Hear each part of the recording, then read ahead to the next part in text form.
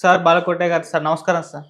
నమస్తే ఆదిత్య గారు. సార్ మరి ఏపీ ఎలక్షన్స్ అయితే దగ్గరలో ఉన్నాయి. ఒకవైపు వైసీపీ జగన్మోహన్ రెడ్డి గారు వరుసపెట్టి విడతల కొద్దీ అభ్యర్థులను ప్రకటిస్తున్నారు. మరోవైపు జనసేన, టీడీపీ నుంచి ఇంకా అభ్యర్థుల లిస్టు ప్రకటించలేదు. మరి దగ్గరలో ఉంది కాబట్టి ఎప్పుడు ప్రకటించే అవకాశం ఉంది. అయితే చాలామంది అడుగుతున్న క్వశ్చన్ ఏంటంటే, మీరు కూడా ఎంతో ఉద్యమాలు చేశారు. అమరావతి కోసం ఎప్పటినుంచో ఫైట్ చేస్తున్నారు. మీలాంటి వాళ్ళు అసెంబ్లీలో ఉండాలని కూడా చాలామంది కోరుకుంటున్నారు. మొన్న జర్నలిస్ట్ భరద్వాజ్ గారు కూడా చెప్పడం చూస్తున్నాం. మరి మిమ్మల్ని ఎవరైనా ఏ పార్టీ వాళ్ళని సంప్రదించడం జరిగిందా టికెట్ కోసం అని? మీరు కూడా నందిగామ నుంచి టికెట్ ఆశిస్తున్నారని విన్నాం మరి. మరి మీరే ఒపీనియన్ ఏంటి సార్? మీరు ఎమ్మెల్యేగా టికెట్ దొరికే అవకాశం ఏమన్నా ఉందా? లేదా? ఏమంటారు సార్ మీరు? ఆదిత్య గారు ధన్యవాదాలు. మీరు అన్నట్టుగా ఆంధ్రప్రదేశ్లో ఎన్నికలు జరుగుతున్నాయి. అధికార పార్టీ సిద్ధమైంది, ప్రతిపక్ష పార్టీలు కూడా సిద్ధంగా ఉన్నాయి. కొట్లాట కూడా స్టార్ట్ అయిపోయింది. ఆయన సిద్ధం అంటూ ఆయన సభలు పెడుతున్నారు. రా కదిలిరా అని చెప్పి చంద్రబాబు నాయుడు గారు సభలు పెడుతున్నారు. అంతా హోరాహోరీ జరుగుతుంది. 4 రోజులు జరిగితే మీకు పెద్ద ఎత్తున పని వస్తుంది. ఈ నేపథ్యంలో ఉద్యమాల్లో పాల్గొన్న వాళ్ళకి లేదా మాలాంటి వాళ్ళకి ఏంటి మీరు ఎటు వెళ్తున్నారు అనేది మీ ప్రశ్న. ఇప్పుడు మీరు గుమగుమలాడే వంటకాలన్నీ తయారు చేస్తారు సార్.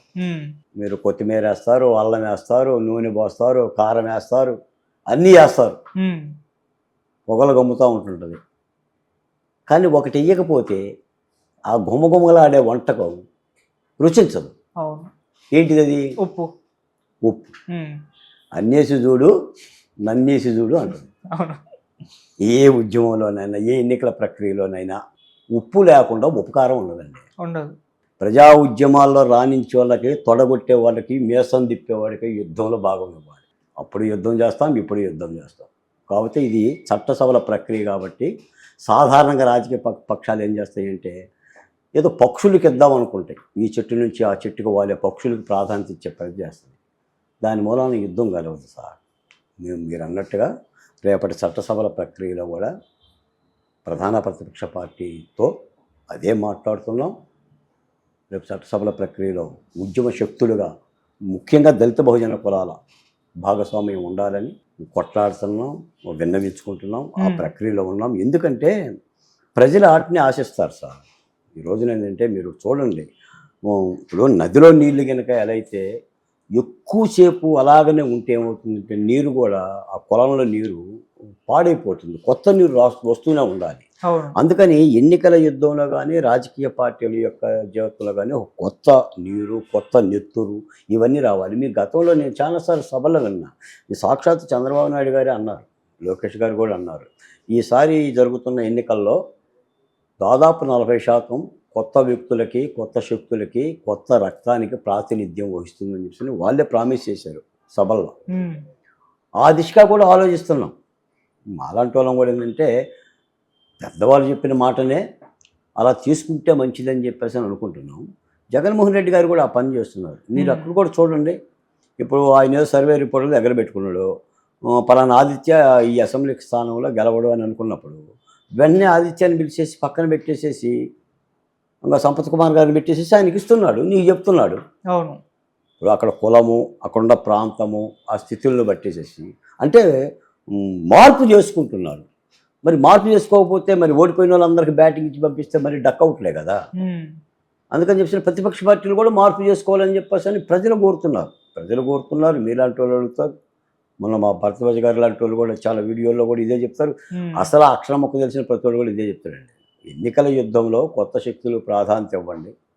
ప్రజల తరపున మాట్లాడే గలాలకి, స్వరాలకి కాస్త విలువనిస్తే రాజకీయ పక్షాలు కూడా వాళ్ళ దగ్గర ఏమైనా మరకలున్నా కూడా ఆ మరకలు కల్పించవు అనే చెప్తారు ఎవరైనా. ఇది నేను చెప్పటమే కాదు, తెలంగాణ పోరాటమైనా ఆంధ్రప్రదేశ్లో పోరాటాలైనా కూడా ప్రజల భాగస్వామ్యం కలిగిన నాయకులకి ఇవ్వాలి. గతంలో ఉండేవాళ్ళు అలా. మీరు ఎన్టీ రామారావు గారు కానీ లేదా రాజశేఖర రెడ్డి గారు కానీ వాళ్ళు ఏంటంటే ఒక ప్రజాబాహువుల నుంచి వచ్చిన నాయకులను చూసేవారు. చూసి ఆ ప్రజలకి ప్రాతినిధ్యం వహించే విధంగా కులాల సమతుల్యత కూడా పాటిస్తూ ఆయా సామాజిక వర్గాల ప్రతినిధులుగా ప్రాధాన్యత ఇచ్చేవాళ్ళు. అలా చేసుకోవాల్సిన అవసరం ఉంది. రేపటి అసెంబ్లీ ఎన్నికల దానిలో కూడా తప్పనిసరిగా మా సామాజిక కులాల తరపున, ముఖ్యంగా నా సామాజిక కులం తరపున మేము సీరియస్గానే ప్రతిపక్ష పార్టీలతో మాట్లాడి చట్టసభలో ఉండే ప్రయత్నం చేయబోతున్నాం, చేస్తాం. ఇందులో జంకటం ఏమి ఉండదు. ఓకే. నేను ఆల్రెడీ 1500 రోజు అమరావతి ఉద్యమంలోనే నేను కొన్ని వేల మంది ఉన్న మహిళామణుల తల్లుల సాక్షిగానే ప్రకటించాం. మా అంబేద్కర్ గారు ఏం చేసిందంటే రాజ్యాంగం రాసి కూర్చోలా. ఆ రాజ్యాంగం అమలు అవ్వాలంటే ఏం చేయాలి? చట్టసభల్లోకి వెళ్ళాలి. కాబట్టి ఆయనే పోటీ చేశాడు. ఈ రోజున ఆంధ్ర రాష్ట్రంలో జరిగే వేదనలకి, మీరు ఇందాక మనం మాట్లాడుకున్న డాక్టర్ సుధాకర్ దగ్గర నుంచి డ్రైవర్ సుబ్రహ్మణ్యం వరకు, ఈ వేదనలకి పరిష్కారాలు ఎవరు చెప్తారు? అవును. ఆ చట్టసభల్లో ఉంటేనే వాటికి సంబంధించిన పరిష్కారాలు. మీకు ఒక మాట చెప్తాను సార్. రీసెంట్లీ రాజమండ్రి నుంచి ఒక అతను నా దగ్గరకు వచ్చాడు. 40 సంవత్సరాల వయసు. బాలకోట గారిని కలవాలని చెప్పేసి వచ్చాడు. ఎవరో నెంబర్ ఇచ్చారు, వచ్చారు, నన్ను కలిశాడు. ఏంటన్నా అన్న, ఎస్సీ కమిషన్ కలవటానికి వెళ్ళాను, ఎస్సీ కమిషన్ చైర్మన్ కలవలేదన్నా, నా బాధ చెప్పుకోవటానికి నీ దగ్గరకు వచ్చాను. ఏంటన్నా అన్న, నా భార్య పొలంలో పనిచేస్తుంటే 2 వ్యక్తులు అత్యాచారం చేసి పొలంలోనే బావిలో పడేశారన్నా, పైన మూతేశారు. నేను అమ్మాయి కనిపించడం లేదని చెప్పేసి పోలీస్ స్టేషన్లో కంప్లైంట్ పెట్టుకున్నా. 3 రోజుల తర్వాత బావి దగ్గర అమ్మాయి శవం స్మెల్ వస్తుంటే పని వాళ్ళందరూ కూడా చూశారు. చెప్తే వెళ్ళి శవాన్ని తెచ్చుకున్నా. పోలీస్ స్టేషన్లో కేసు పెట్టా. 20 రోజులు తిప్పుకున్నాక కేసు కట్టారు. ఆ కుండ మంత్రి అడ్డం పడ్డాడు. ఒకరిని అరెస్ట్ చేశారు, ఒకరిని వదిలేశారు. వాడు కూడా 10 రోజుల్లో బెయిల్ వచ్చాడు. ఈ కేసు కట్టడం కారణంగా, వాళ్ళు అగ్రవర్ణాలు అవ్వటం కారణంగా ఎస్సీ ఎస్టీ అట్రాసిటీ యాక్ట్ కింద నాకు 8 లక్షల రూపాయలు శాంక్షన్ అయిందన్నా. ఇప్పటివరకు రూపాయి బెల్ల ఇవ్వలేదు. డిఎస్పీ ఛార్జ్ షీట్ పెడితేనే ఈ డబ్బులు వస్తాయంట. ఆయన పెట్టడం లేదు. నువ్వేమైనా పెట్టించగలవన్నా అని నన్ను అడిగాడు. ఓకే. నేనేం చేయాలి? పోలీస్ స్టేషన్ దగ్గరికి వెళ్ళి ధర్నా చేస్తే పెడతాడా? ఏం చేయాలి? అది జరగాలంటే ఎక్కడ ఉండాలి? నేను మీరే ఉండాలి అక్కడ. చట్టసభల ప్రక్రియలో ఉండాలి. అవును. ఒక ఎమ్మెల్యే గానో, ఒక ఎమ్మెల్సీ గానో చట్టసభల ప్రక్రియలో భాగస్వామ్యం కలిగితేనే కార్యనిర్వాహక వర్గం మాట ఉంటుంది. కార్యనిర్వాహక వ్యవస్థ ఎక్కడ ఉంటుంది? రాజకీయ వ్యవస్థ కింద ఉంటుంది. నిజాయితీగా అయితే అసలు అక్కర్లేదు, ఆయన చేయొచ్చు. డిఎస్పీ గారు చేస్తాడు ఆ పని. ఆయన ఛార్జ్షీట్ పెడితే డబ్బులు వస్తాయి అతనికి. అంటే భార్యను కోల్పోయి, అంటే చంపబడ్డ డబ్బుల కోసం కూడా చచ్చేలా తిరుగుతున్నాడు. అది క్రింది కులాల పరిస్థితి. కాబట్టే మేము అడుగుతున్నాం. మేము చట్టసభల ప్రక్రియలో పోదామంటే మేము ఏదో లెక్కేసుకోవడానికి బోట్లలా, వెనకేసుకోవడానికి అసలు బోట్లలా. ఆ సామాజిక వర్గాన్ని మేలు చేయటం కోసమని మేము మాట్లాడుతున్నాం. దీనిని ఎంతవరకు స్వీకరిస్తారో పెద్దలు కానీ, నా శ్రేయోభిలాషులు కానీ, నా కోసం కష్టపడే వాళ్ళు కానీ, ఇదే తపన మాకు ఉదయం నుంచి లేచిన దగ్గర నుంచి.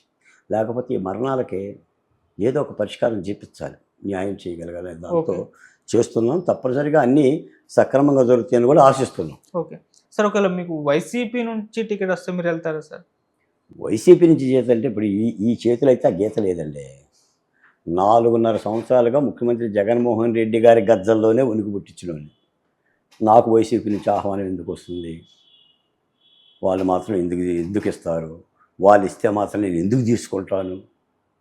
నేను తప్పనిసరిగా ప్రతిపక్ష పార్టీలతో కలిసే ఉద్యమం చేయాలనుకుంటున్నాను. ఇంకో మాట కూడా చెప్తా ఆదిత్య గారు, అసలు ప్రతిపక్ష పార్టీలను ఏకవాక్య తీర్మానం మీద ఐక్యంగా పోరాడాలని చెప్పే ఉద్యమకారుల్లో నేను మొదటవాడిని. ఒక జనసేన తెలుగుదేశం పార్టీ కలిస్తేనే ప్రతిపక్ష పార్టీలు కాదు. ఇంకా ఆంధ్రప్రదేశ్లో సిపిఐ ఉంది, సిపిఎం ఉంది, కాంగ్రెస్ పార్టీ ఉంది, భారతీయ జనతా పార్టీ ఉంది. ఎందుకంటే అది ధర్మయుద్ధం అని మనం అనుకుంటున్నప్పుడు ఇక్కడ రాజకీయాల ప్రస్తావన ఉండకూడదు. జగన్మోహన్ రెడ్డి గారు బలమైన వ్యక్తి. ఆయన జయించాలంటే సరే గట్టి పోరాటం జరగాలని అనుకున్నప్పుడు తప్పనిసరిగా కలవాల్సిన ప్రతిపక్ష పార్టీలు కలిసినా కూడా అది ధర్మయుద్ధమే అవుతుంది. ప్రజలను ఆలోచింపజేయాల్సిందే.